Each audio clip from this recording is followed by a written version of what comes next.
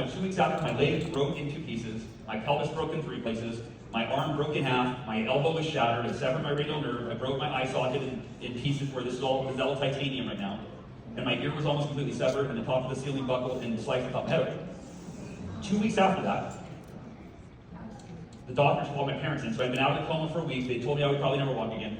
And the doctors called my parents in. They sat them down and said, we're concerned with Hal. We think he's in denial or he's delusional because he's always smiling. They said every time we interact with him, they're telling my mom and dad this, they said he's always smiling and joking and laughing and telling us jokes to make us laugh. And he said, it's not normal. For a 20-year-old young man to be like, yeah, no, I'm never going to walk in. I'm in an accident. I have scars beyond belief. Cool, no problem. They said, but it's not completely uncommon. They said, because sometimes an accident victim, their reality is so painful that they don't want to experience the pain. They can't accept it. So they check out. And they just act like everything's okay. Until one day, they have to face the reality of what happened to them and the painful emotions that they've suppressed. And that can become very dangerous when they turn to drugs or alcohol or something to numb the pain that they never faced. They said, so we need to talk to Hal about how he's really feeling so that he can begin healing emotionally. They said he should be sad, scared, angry, depressed. Those are normal responses.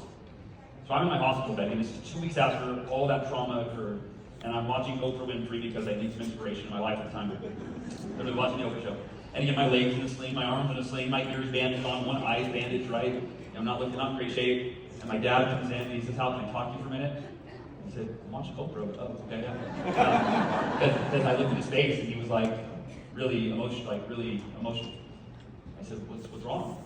And he explained the doctor's concerns. They said, physically, Hal, you're going to be with us for a long time. You know, they don't know if you'll walk again, but you're going to live. They said, but mentally and emotionally, they are concerned that you are not processing what happened to you, that you're in denial. And he explained what they said.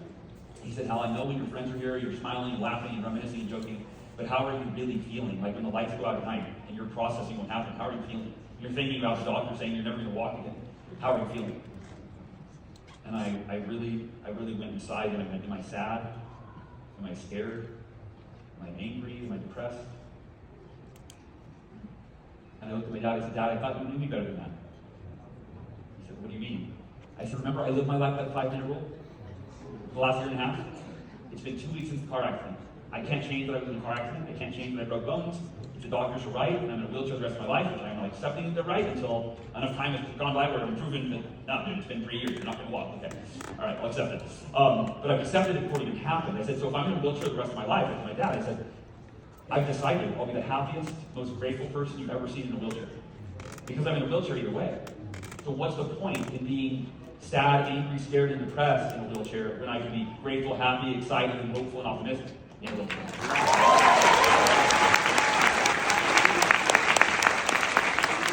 And I want to ask all of you, I want to put this back on you. What's your wheelchair? They cause you emotional pain, right? Could be a relationship in your life. You can't change that person. You can't change what they do or don't do or what they say.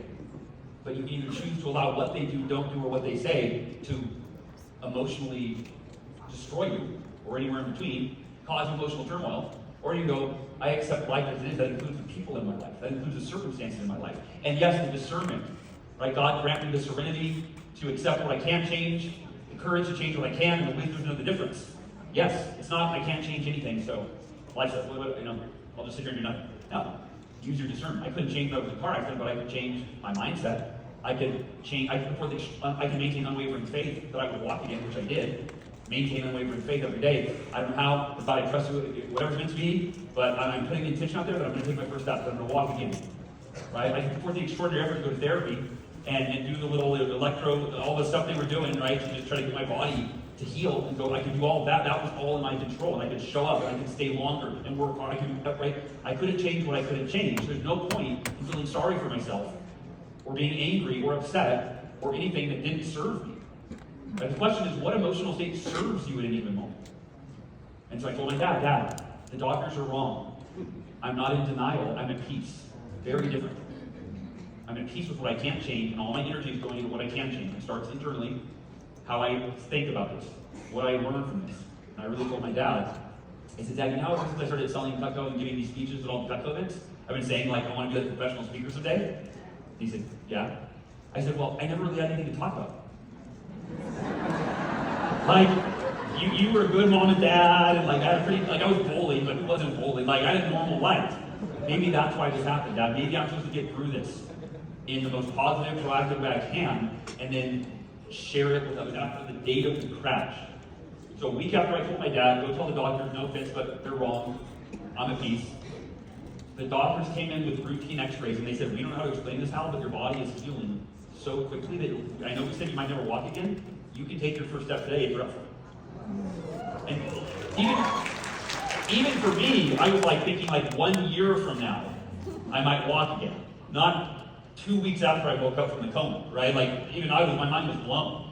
And that's my therapist, Bob, and he rolled me from the wheelchair, and I literally, it was scary. I was like, oh, I've got like a broken leg still. It's only 3 weeks, old, right? I was nervous, but it was just kind of like I'm walking, right? And I sat back down, and that began, the journey back to full health, if you will. And here's the lesson. Every adversity we face, I said, it's worked for me every time. Everything I've tried to do that I've applied the miracle equation to has worked. From walking again, to breaking Cutco records, to selling 1 million books, I said, I believe that there is a 100% chance that I'll be among the 20 to 30% of those that survive this cancer. I said, that statistic is based on the masses. It's based on people that don't have any faith in themselves, that are going to give up on day one, that eat horrible diets and are feeding the cancer with sugar, right? I mean, on and on and on. I said, so if 20 to 30% of people beat this, that means I will do everything that they do and more to beat this. And, I think she was pretty skeptical. But this is my kids, Sophia and Alston. And that was obviously, I started chemo. This is the first time I've ever had the pictures in the presentation, so forgive me. I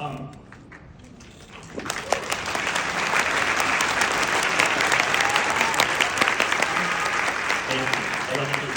Try to look at y'all, not the picture fire. My daughter brought me that sign one day. But this was a difficult time in my life. And this next slide, we were filming the Miracle Morning movie, which my director convinced me, hey, I called him, I said, hey, the movie's on hold. I have cancer, I gotta fight cancer. He goes, no, I'm going to film you fighting cancer, and we're going to inspire you.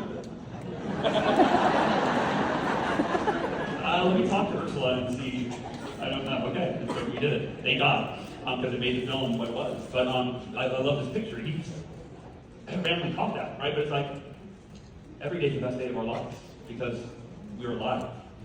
It's not based on what happens to you, it's based on what happens inside of you, right? And so for me, I was grateful for every moment that I was battling cancer. And the lesson here, of course, there are only 2 decisions you need to achieve everything that you want for your life. I maintained unwavering faith that I could be cancer-free with extraordinary effort, doing not just the chemo. That was the least that I was going to do. I was not going to delegate my survival to doctors. I owned that. And so I did every holistic practice known to man. I took 70 supplements a day that I vetted out to make sure there were no filler. I mean, I was diligent in the supplements that I took every day. We're talking about new skin quality supplements, right? Organic fruit, vegetables, right? Coffee enemas. If you're doing coffee enema or any kind of enema, that's out of my comfort zone. That was new for me.